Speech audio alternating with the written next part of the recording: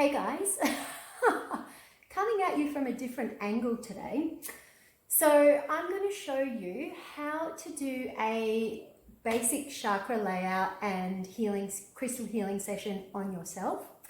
So I'm lying on the ground. I've got the phone hanging up above me because I want you to see the full length of my body, and I can't do that standing up because the crystals won't stay on me if I'm standing up. And I want to show you how you can incorporate a wand into working with yourself. You'll need a full set of chakra crystals for this. So the crystals that I've got are clear quartz for the higher crown, purple fluorite for the crown and third eye. It's a large piece, so it'll be for both chakras. Sodalite for the throat. At the heart, I've got rose quartz, and then I've got citrine for the solar plexus, copper for the sacral chakra, red jasper for the root chakra, and a large piece of phosphorus for the earth chakra. So to get started, when we're working on ourselves, we have to put the crystals down in a slightly different order to what we put the crystals on a client. So it's the same in that we always put the earth crystal first, which is located between the feet. Now, normally after that, if we're working on a client, we put the higher crown chakra stone. Unless you are able to affix it to your head somehow, like in a hat maybe, then it can be a little bit tricky, because when you're placing the crystals on your own body, it makes sense that you start at the feet and then place them as you work your way down. So rather than placing them at your feet and then at your head, and then when you sit up to place it at your root chakra, it falls off and it doesn't work. So I'm going to show you a couple of options for placing crystals on yourself, and then I'm going to show you how you can work with crystal healing wands to cleanse and charge your chakras. All right, Earth Star chakra crystal first. So laying out nice and flat, comfortable, put a pillow under your knees to support your lower back if you have lower back pain. And we're going to put the earth crystal just between the ankles. Can you see that? Yeah, perfect. All right, next I'm going to place the root chakra crystal, and this is going to go just on my pubic bone. See, it's already wanting to roll around. A good trick is to just wrinkle your clothes around it, and that holds it in place. Next is the sacral. So I'm going to slowly move down here, just below the belly button. Can you still see? Oh, there we go. Citrine at the solar plexus. I'll just move that down a little bit. There we go. Rose quartz at the heart.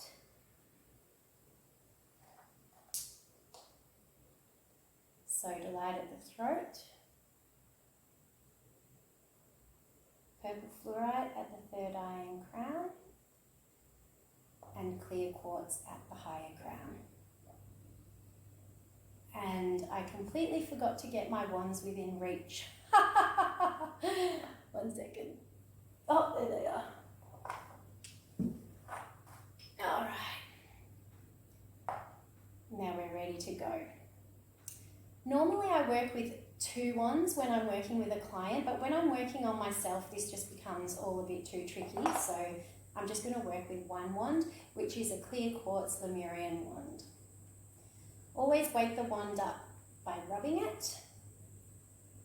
And we're going to start at the root chakra. When we're working on the chakras, we have to imagine, when we're using a wand, that we are using them from the perspective of a therapist. So as though we were standing over ourselves looking down. This is because when we're working on cleansing the chakras, we need to be moving the wand in an anti-clockwise or counterclockwise direction if you are the therapist. So imagine you're the therapist. It's this way. Yes, it's this way. So it feels clockwise when you're working on yourself, but it's actually anti-clockwise. That's why I needed to do a tutorial on this, because it's a little bit complicated. So going around the root chakra and drawing down, I can feel the power of that wand. So I'm starting to feel heat in the root chakra area and down. And you do this as many times as you need to feel that this chakra has been open. Now I'm holding the wand a couple of inches above my body. So sacral, anti-clockwise, drawing the energy down the body. If you've never experienced a crystal healing before, you can really feel the wand. I can just feel the heat travel down my body as the wand is doing its work. It's really quite powerful. And then we keep moving up to the solar plexus. By now your arm might start feeling a little bit fatigued. Depends how often you work out, I guess, how often you use the muscles in that arm. If your arm's feeling a little bit fatigued, you can just put the wand down, give it a rest for a second. You can switch hands if that helps. Doesn't help me because I'm quite uncoordinated with my left hand. Moving up the chakras.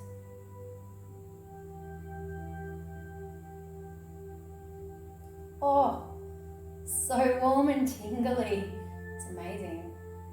Crystal healing is so powerful. Ooh, like the bottom of the soles of my feet are just tingling like crazy at the moment as this energy is moving through. Up to the throat.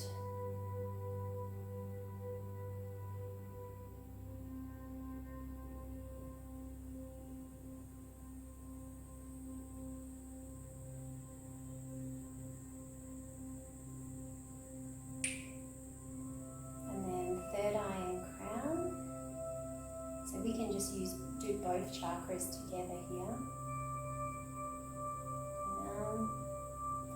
Careful you don't drop the crystal in your eye. Close your eyes for this just in case. Drawing the energy down. Gosh, my legs are so warm. You can really feel the energy moving down the body. And rest. Another great option, if you don't have a wand, is you can work with a pendulum to do these movements, or if you don't have a pendulum or don't like working with a pendulum, then simply place your hands over each chakra point and send your cleansing intention into that chakra. You can also visualize a whirlpool flowing in the anti-clockwise direction. You can even use your hand like this. So just sending your intention for cleansing into each chakra point using your hands. Now you want to spend about 30 seconds to a minute at each chakra point at least for these exercises. Alright, once we've cleansed all the chakras, now we can charge them. So we're going to start at the crown and the high crown. And this time we're moving the wand in a clockwise direction, as if you were looking down on yourself, it would be clockwise. And we're drawing the energy up to the higher crown.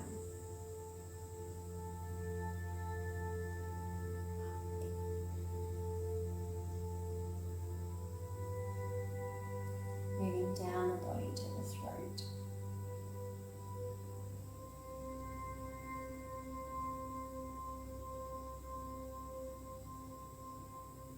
Can you see there? There you go. Wand going in a clockwise direction and up. Heart.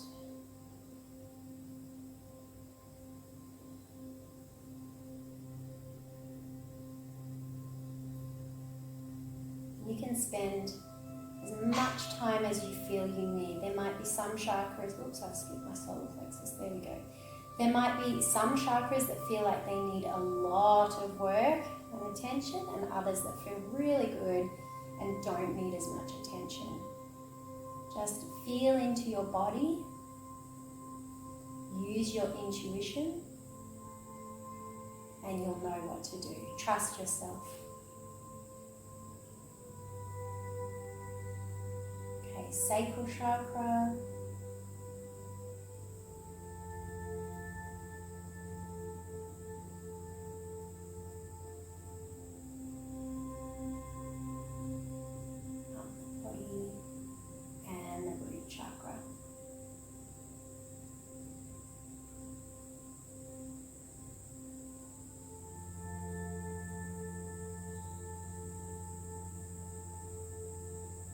Okay. Now that you've cleansed and energized every chakra, it's a good practice to finish off with an alignment, and it just draws all the chakra energy into that main highway or meridian that runs through the body, keeping everything in balance and alignment. So get your wand. A selenite wand is actually really good for this, but you can use the same wand if that's all you have. And just run the crystal up and down the length of the body. Now you can't really see from this angle, but I'm actually holding the crystal quite high above myself. There we go, a couple of inches away from the body. Just up and down, visualizing all of the energy in your body coming into alignment and balance. It's really nice once you've done this to actually just let the crystals stay there for a period of time and let them do their work. You might put on some relaxing music, burn some essential oils, and even do a nice meditation while the crystals are in place. Taking slow, deep breaths, just feeling into each chakra area and enjoying the feeling of all of these beautiful crystals on your body. When you're ready to remove the crystals, then it helps to do it in the same order as what you place them. Oh my gosh, they're so hot. So just gently removing them one by one.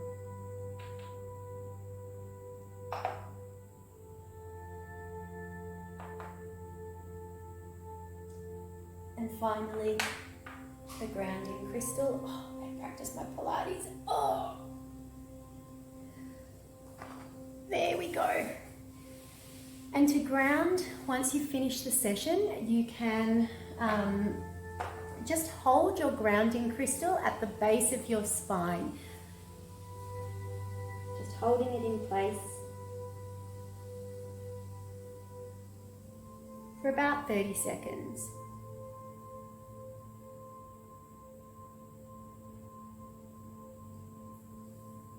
And you're done. So if you had any questions about that session, pop them in the comments below and I will get back to you as soon as possible. Thanks for watching.